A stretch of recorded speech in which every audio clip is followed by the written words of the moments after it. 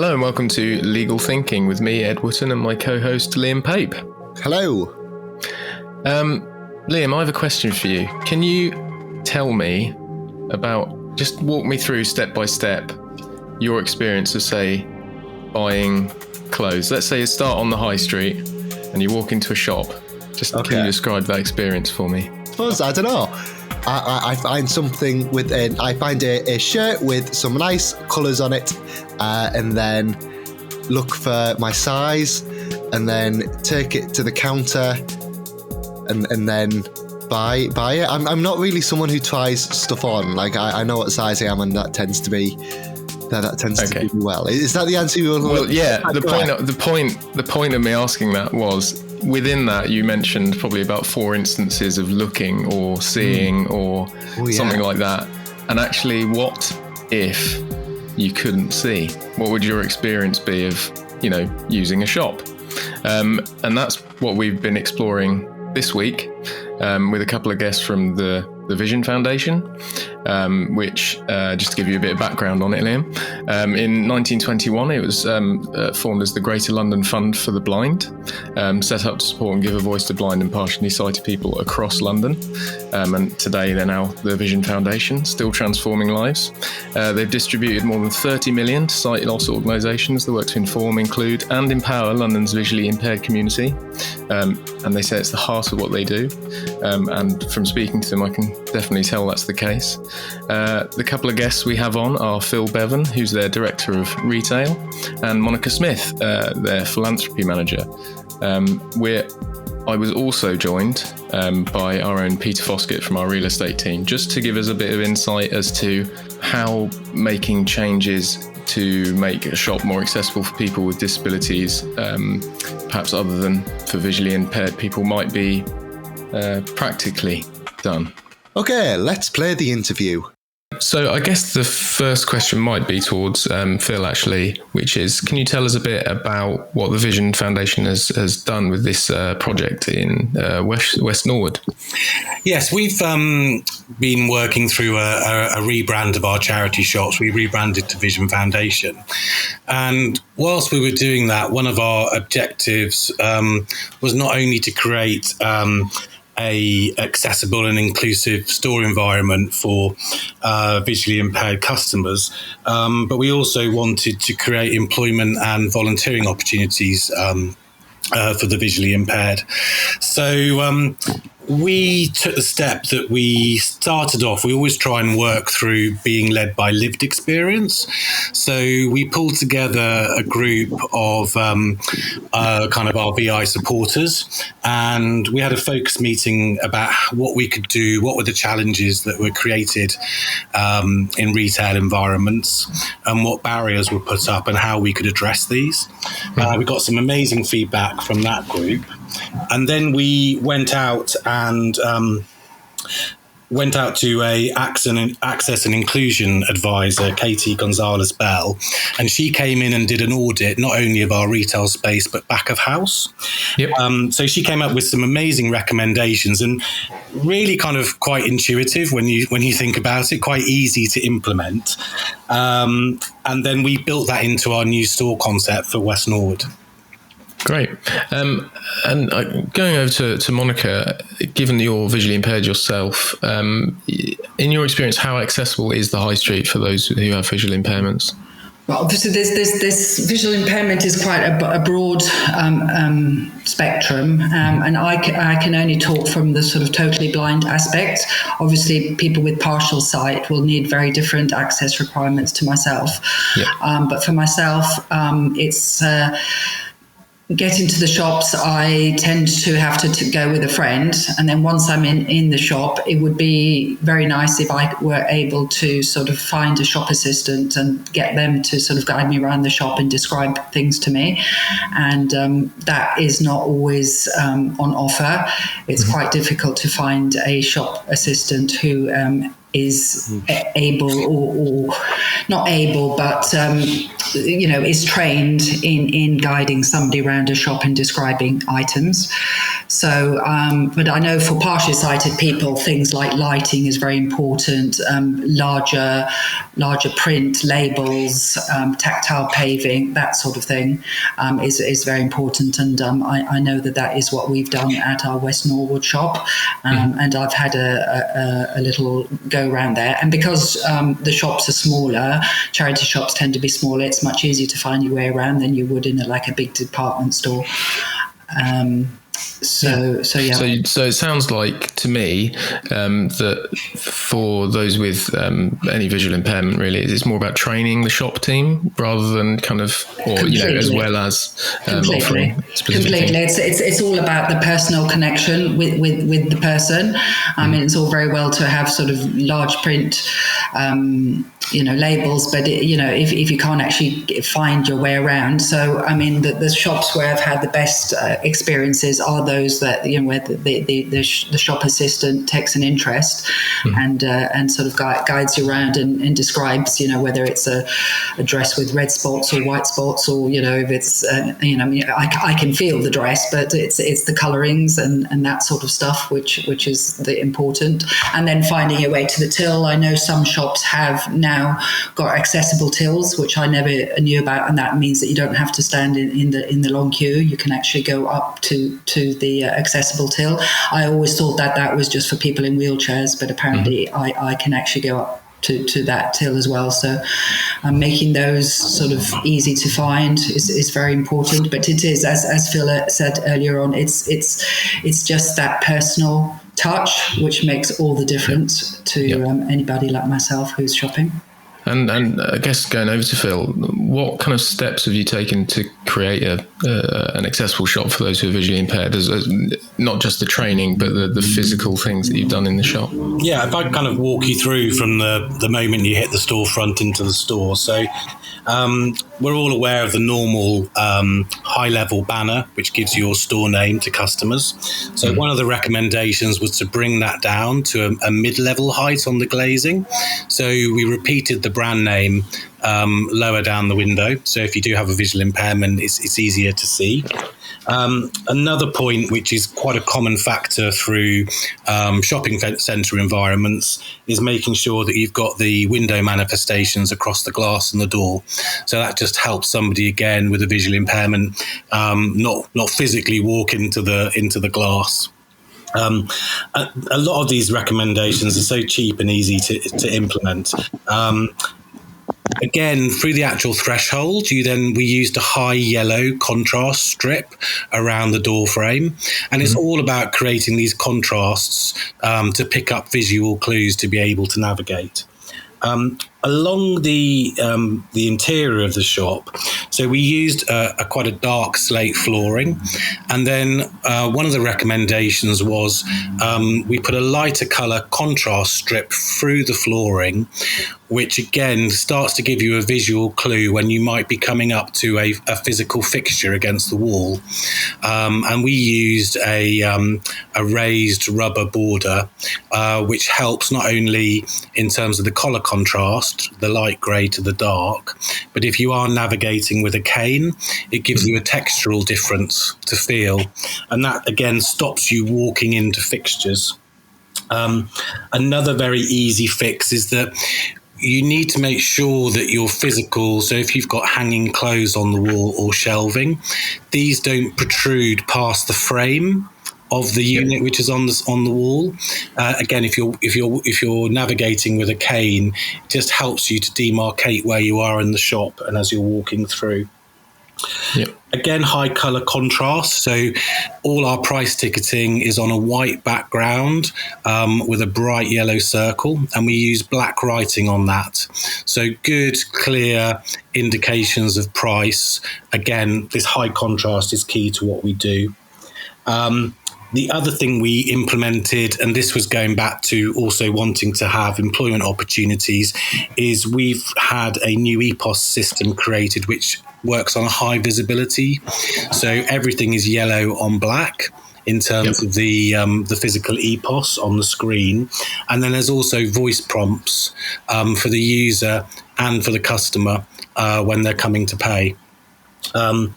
Monica very kindly, we lean on a lot in Vision Foundation, came out and did some fantastic guiding training, going back to what we need to do with our people, and also assisted shopping training. And that's something, as we roll out this concept, we'll be rolling out through all our stores to train our staff and volunteers. Yeah. And Monica, how much of a difference was that for you, kind of experiencing the changes that Vision Foundation are trying to make in the shop compared to your usual experience? Well, for me, it's the first to actually have a shop that actually puts our needs first. So I applaud the Vision Foundation for starting, to make their shops accessible. And then what I found was, as I said, the guide training that I gave the staff, to me seemed very straightforward, but obviously to somebody who isn't blind, it's a learning curve. And I was really quite surprised that the simple things that I was recommending were quite an eye opener. Excuse the pun, to training the staff. I just sort of said, please, can you help me find a sort of a size 12 blouse? And then they sort of picked one up, and I said, well, can you describe the colour of that? And it was quite interesting to see how they coped with that. But that's as simple as it gets. Just being able to have that help. I know they found it very insightful and very helpful. And as I said, that is as simple as it needs to be. Just polite. If somebody sees somebody with a dog or with a cane, or even somebody looking a bit lost coming into the shop, just picking approach. Up on those signs. Yeah. Exactly. Approach. Say, can I help you? And then all I would say is, yes, please. I'm visually impaired and I'm looking for, I don't know, whatever it is. Just having that personal touch. Yeah, great. And it's interesting what Phil you were saying about it's not just about making it more accessible for the customers, but also the employees as well who work there, which is obviously very important. So one of the things, it actually came out of COVID. So when the social distancing came in, and as Monica said early, charity shops are an amazing place to be because there's something of everything, but they can be quite cluttered. And COVID actually, with the social distancing, kind of forced us to make these clear pathways between our units. And since that has changed, we've kept those clear pathways. So you're just removing these trip hazards because it's amazing. Again, we kind of use the grey light border again to make sure that anything which could be a trip hazard is behind that point. So it's all kind of common sense when you start looking at it. And for any retailer, and especially a charity retailer where we're raising funds for our beneficiaries, you want to keep costs to a minimum. We've really found that some of these things are so easy and cheap to implement, but they make all the difference. Yeah, absolutely. And I guess taking things over to Peter now from a kind of a retailer's perspective, it sounds like there are obviously a lot of very simple things that retailers can do to make their shops more accessible to visually impaired people or anyone who might have a disability. But there's obviously some time where they might need more space or anything like that, or say someone's got a physical disability, they might need to make a shop's doorway more accessible, perhaps. How challenging is that for retailers to do, maybe if they're commercial tenants, for example, to make big changes to make their shop more accessible? Yeah, just for answering, can I just pick up from my mother suffered from macular degeneration, so towards the end of her life, her eyesight became very, very poor, and what's been said about staff training just rings such a bell in my head, because my mother greatly appreciated the shops where the staff were helpful and understood how to help, but also it was good business sense for those businesses too, because those were the shops she would go back to, because she knew they were helpful. One of her problems was always paying, and I don't know whether it may be something Monica can elaborate on when I have finally answered your question, but she always found paying very difficult, because she putting in her PIN number in the card machine, which I take for granted was a real challenge for my mother. And it's just very basic things like that, which I think is what's been talked about. It's staff training. It's making members of staff, forgive, pun not intended, but for them to see the obvious things which blind and partially sighted people can't see. No, exactly. With the card machines, they're always in different places. They're always like, sometimes you put your card this way, that way. Obviously, the chip and pin now, where you just tap the card, is sort of made my life so much easier. And it's just simple things like, sometimes I've sort of gone to get my change, and the shop assistant is sort of folded my fingers around the money as if I'm going to lose it just because I'm blind, and simple things like that, or they talk to the person that's with me, like, does she need some help when I'm standing there? I mean, simple things like that are, just make you feel so awful, and yet it could be so simply rectified with a bit of training.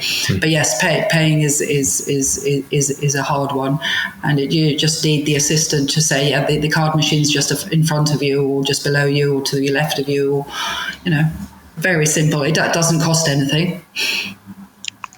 Yeah. So, anyway, I'll answer your question now, Ed.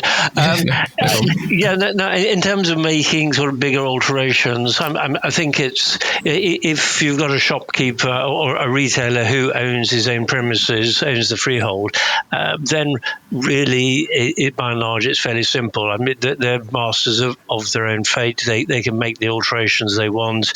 They can widen a doorway.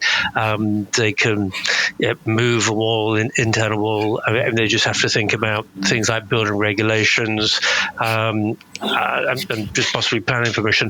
The bigger problem really is, which is the norm, I would have said, is where the retailer is a tenant.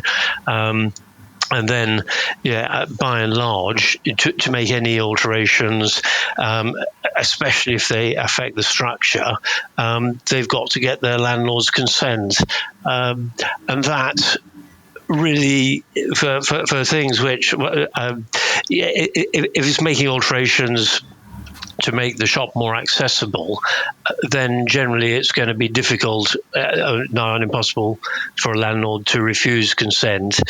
So really it's more a question of time and cost, as they're going to have to pay the landlord's fees to give consent to widen the doorway to carry out works. But if the landlord's being awkward, it is now in the Equality Act, but originally in the Disability Discrimination Act, it puts an obligation upon businesses to make their premises accessible effectively to all people, and to take and they're required to make reasonable modifications to achieve that. So that makes it very difficult for a landlord to refuse consent, because generally he's frustrating the purpose of that act. And in the lease, the tenant will, one of the things the tenant will say in his lease is, I will comply with all legislation, and that clearly is one very relevant piece of legislation. So it's the bigger problem possibly comes with outside of the building. So if you're putting a ramp, if it's a bit of a step up into the shop and you're trying to build a ramp from the pavement up to the shop, well, then you're starting to get into bigger problems of it's the public highway, and that's all. So I mean, there are solutions. You just have a temporary ramp which you put down, somebody gets in, you get it out the way. But we kind of touched on repurposing as part of the retail reboot campaign we did recently. And I just wonder if this is maybe going to be more front of mind as high streets are redeveloped for multi-use things. Do you think that's a possibility? That's a very very good question. I mean, it certainly is something that should be. I mean, as you say, the future of the high street needs to embrace more than just retail, and really the corollary of that is it needs to embrace a wider section of society. It's not just people coming to shop, but it's people coming to do other activities, and people in all walks of life, and all issues. So it's something think people ought to think about it. Yeah, it's an ideal opportunity to take that much wider view and to look at all buildings, be it offices, shops, whatever, and how do you make them more user-friendly for everybody? Great. Okay. Well, unless anyone has anything to add, I think we're getting pretty close to time. So I will just add, thanks very much for joining us. Thank you. Thank you. I'm sure there'll be plenty of people listening to this who are small business owners or who work in shops and stores. And for me, one of the more interesting things that was discussed was just how cost effective some of these measures are. I think people assume that in order to make a retail unit more accessible, that you need to spend a lot of money and kind of bend over backwards and make things more inconvenient for everyone. But that's not the case at all. Yeah, definitely. Yeah, it was just the use of, say, stickers on windows, or bringing signage down to a certain level. And just educating staff. And actually, one of the things that interested me specifically is that it's not just a benefit for the customer; it's a benefit for the employee as well. So going back to what we talked about last week, with making employment more accessible, just these small changes can bring way more people into business, whether they're buying or selling. And as you mentioned in the interview, Ed, we've done quite a bit of thought leadership here at Lloyds Withy King about repurposing retail units. And to read more about that and the full Retail Reboot report, there's a lot of R's here, you can go to lloydswithyking.com/retail reboot. Yep, and we'll also pop the link in the show notes as well, in case anyone just wants to click something instead. If you want to, if you want to hear more from us, make sure to subscribe to the podcast wherever you're listening. That could be Apple or Spotify or wherever you are. And it's also on YouTube as well, I should mention. But yeah, make sure to subscribe for weekly episodes. Thanks for listening. Bye.